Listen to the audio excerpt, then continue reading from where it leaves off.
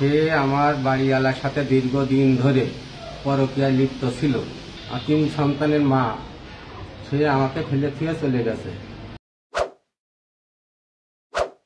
মান্না, আমার বাড়ি বাপরা, আমার বাড়ির পাশে মোহাম্মদ আকবর মণ্ডলের নাচ ছেলে মেহেদি হাসান, সে আমার বাড়িওয়ালার সাথে দীর্ঘদিন ধরে পরকীয়ায় লিপ্ত ছিল।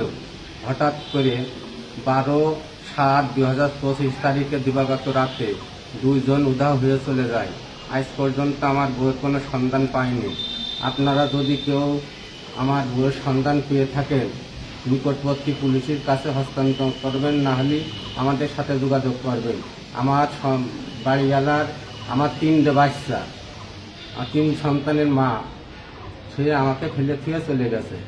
আমার 1 ছেলে আর 2 মেয়ে, 1 মেয়ে মারা গিয়েছে, 1 ছেলে আর 1 মেয়ে আছে। আমার বড় মেয়ে বিয়েও দিয়ে দিয়েছে, তারও বাচ্চা হবে আর সপ্তাহখানেক পরে। ছেলের বাড়ি কোটচাঁদপুরের দিকে থাকে, নানা বাড়ি। এখানে সম্পর্ক আমার বাড়ির পাশে মোটর চালাই, মোটরে যাওয়া আসা করে, এর মাধ্যম দিয়েই এইভাবে সম্পর্কটা হয়ে যায়। আর আমরা সে আমাদেরও নাচছিল হয়, নানা করে নানির কাছে যায় আসে, আমি অত গুরুত্ব দিইনি। তারপরে হঠাৎ একদিন বুঝতে পারি, অনেক সাবধান করার পরেও সে শুনিনি। না শোনার পরে যখন আমি হাতে নাতে ধরে ফেলি, তারপরে দিন তাতে পালিয়ে চলে যায়। হ্যাঁ, তার বাবার কাছে বলেছি, তার বাবা তার ছেলেকে অনেক সাবধান করেছে। তারপরে যখন আমি বাড়ি থাকি না, সেই সময় আমার বাড়ি আসে, অনেকে বলে আমি বাড়ি এলাকা শুনলি বলে মিছে কথা, হ্যান ত্যান বিভিন্ন রকম মিছে কথা বলছে।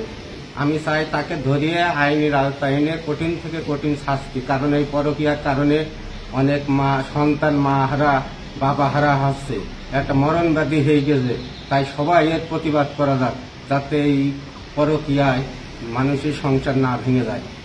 সমাজে যেভাবে এই পরকীয়া বেড়েছে, অনেক সন্তান হারা হচ্ছে এই পরকীয়ার কারণে, অনেক সন্তান মা হারা, বাবা হারা হচ্ছে। তাই আমি সবার প্রতি দৃষ্টি আকর্ষণ করছি যে এই পরকীয়ার বিরুদ্ধে সবাই এক হয়ে এই পরকীয়ার বিরুদ্ধে এক হই, আর একে ধরিয়ে দিয়ে কঠিন থেকে কঠিন শাস্তি দেওয়া হোক, যাতে এই শাস্তি দেখে আর 5 জন ভয় পায় এই পরকীয়া না করে।